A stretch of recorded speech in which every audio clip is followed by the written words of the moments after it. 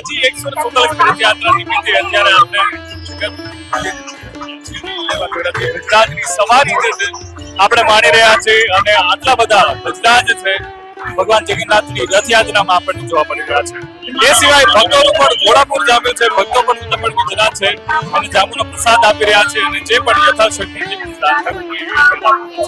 ભક્તોની સાથે સાથે તમે જોઈ રહ્યા છો કે જે મુજબ ગુજરાતના ચહેરા પર એક ખુશી જોવા મળી રહી છે, એ સ્માઇલ જોવા મળી રહી છે, એ પણ ક્યાંક ને ક્યાંક આપણને છે મોહક લાગે. ભગવાનની સાથે સાથે ગુજરાત જ્યારે આ રીતે ખુશ થયા છે એમાં ગુજરાત તો પણ એટલા જ ખુશ થઈ રહ્યા છે. જગન્નાથજીની 147મી રથયાત્રા નિમિત્તે આપણે અત્યારે અહીંયા પહોંચ્યા છીએ.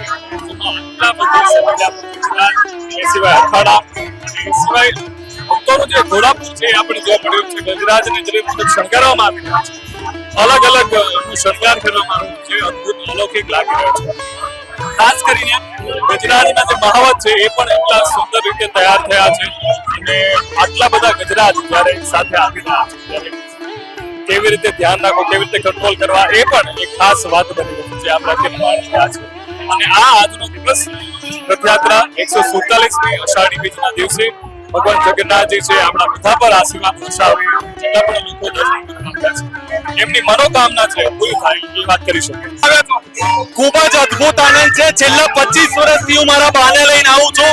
હું 3 વર્ષનો હતો ત્યારથી મારા બાની આંગળી પકડીને લઈને આવું છું.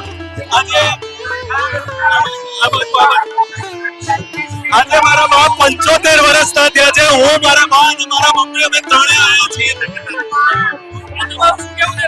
એવો અનુભવ છે કે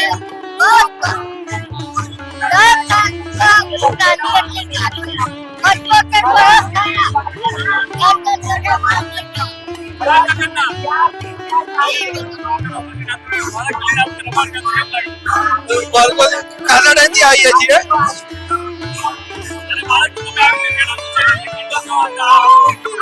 એને સેકન્ડ ટાઈમ લઈને આવ્યો.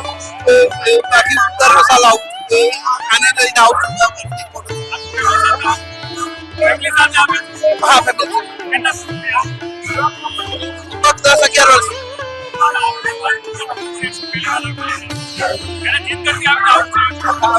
એને તો મેં હાથી ઘોડા એ રીતની હોય, બાળક ને તો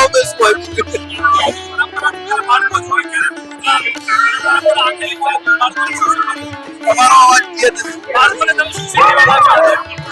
બસ જે ધાર્મિક સંસ્કાર પડે બાળકોમાં, બાળક જે ધર્મ પ્રત્યે આકર્ષાય એને ખ્યાલ આવે આપણા કલ્ચરનો. ક્યાંથી આવ્યા છો તમે?